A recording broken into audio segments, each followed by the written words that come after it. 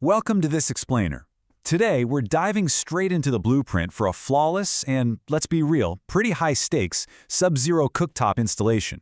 Whether you're dealing with a state-of-the-art induction model or a high-powered electric unit, getting this appliance integrated into your kitchen safely and correctly is absolutely paramount.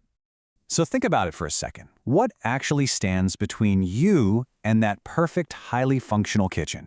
It really isn't just about selecting beautiful, top-of-the-line appliances. It all comes down to execution. A perfect kitchen relies entirely on a flawless, safe, and precise installation process. If the foundation isn't right, even the best appliance won't perform to its potential, and worse, it could actually become a serious hazard in your home. To make this complex process easy to digest, we're going to break it down into 5 crucial phases. 1. Safety and key specs. 2. Clearances and cutouts. 3. Wiring the power supply. 4. Standard versus flush install. And 5. Final steps and ventilation. All right, let's jump right into Section 1, Safety and Key Specs. Before you even think about touching any wiring or cabinetry, you've got to understand how the installation manual speaks to you. It draws a huge line in the sand between a caution and a warning. A caution basically means, hey, you might cause a minor injury or ding the cooktop itself. But a warning? That's the big one.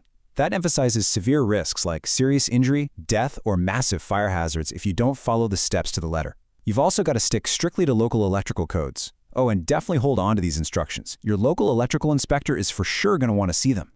Now, before making any physical modifications, you need to locate your specific model's rating plate. It's tucked right there on the bottom of the cooktop. This plate, it's basically your holy grail for the whole install.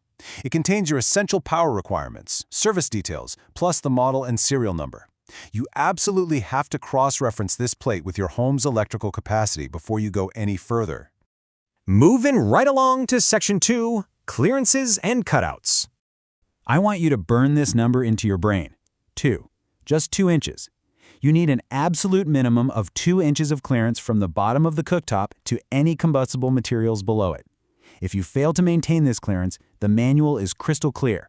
It will result in a serious fire hazard. All that heat needs a place to go, so you literally cannot crowd the underbelly of this appliance. And when it comes to carving out your counter, your cutout widths actually completely change depending on the installation style you choose. Dropping it in as a standard mount requires one specific set of dimensions, while recessing it for a flush mount requires a slightly different cutout, including a highly precise recess area. So yeah, there is definitely no one-size-fits-all template here.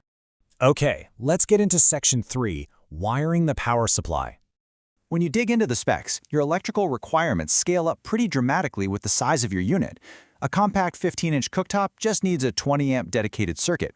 But if you're installing that massive flagship 36-inch induction or electric model, you are going to need a heavy-duty 50-amp dedicated circuit. And pay attention to the word dedicated. You can't just share this circuit with your fridge or your microwave. It requires a totally separate circuit servicing only this appliance. Also, quick tip, the manual explicitly advises against using a ground fault circuit interrupter or GFCI because it can actually trip and interrupt the cooktop's normal operation. I really want to highlight this quote directly from the source material. This is a massive, absolutely critical warning from the manual that you cannot ignore under any circumstances. Do not ground appliance with the neutral house supply wire. A separate ground wire must be utilized. Taking a shortcut and splicing to the neutral wire can literally spark a disaster. The complete appliance has to be properly grounded using a separate ground wire at all times, no exceptions. Which brings us to Section 4, Standard versus Flush Install. So you've got 2 completely different structural paths here. A standard install is designed to just sit gracefully right on top of your counter. It's a much easier drop-in process that utilizes a foam tape perimeter. On the flip side, a flush install demands that the cooktop is recessed perfectly level with the counter. This requires specialized routing of the countertop. It is strictly meant for granite, solid surface, or stone countertops only, and it completely abandons the foam tape for materials like RTV silicone and shims. Let's walk through the standard route first and see how this builds. If you go this way, it's a relatively straightforward 5-step drop-in process. First up, you'll apply that crucial foam tape to the bottom perimeter of the cooktop to create a proper seal. Then you carefully insert and align the unit, pop the grommets into their square holes on the bottom, attach your hold-down brackets with the provided screws, and finally, tighten the clamping screws against the underside of the counter.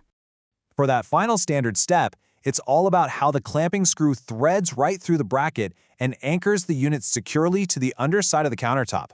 Just remember the golden rule here. Secure it, but whatever you do, do not over-tighten it, or you risk cracking the countertop or warping the appliance frame. Now, what if you choose the highly customized flush install? Well, you'll first need to prepare the space using some very specific structural supports. You either route out a recess directly in the stone, or you attach specific L-shaped cleats just below the counter surface to create a lip for the cooktop to rest on. And keep in mind, this kind of custom fabrication has to happen before the countertop is even fully installed. The physical placement for a flush install is a whole different beast. Like I mentioned, you toss the foam tape completely.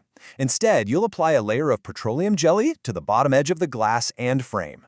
Then you lay down a continuous bead of high-heat RTV silicone around the perimeter of your recessed opening.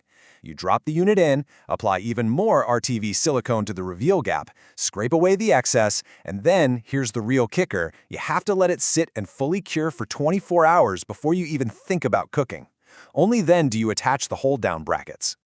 All right, final stretch, Section 5, Final Steps and Ventilation.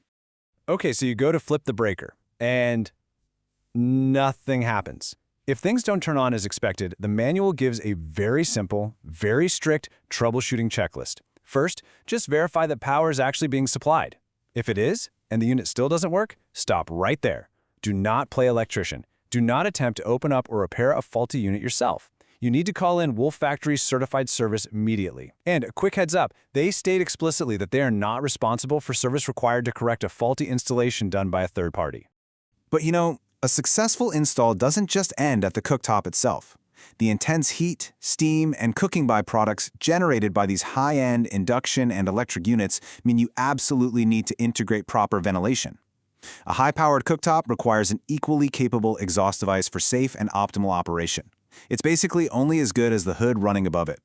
Based on all the performance research, you're going to need to pair your new cooktop with an appropriate blower system to properly exhaust the space. You've basically got three main paths. Internal blowers, which sit right inside the hood canopy and are the most common.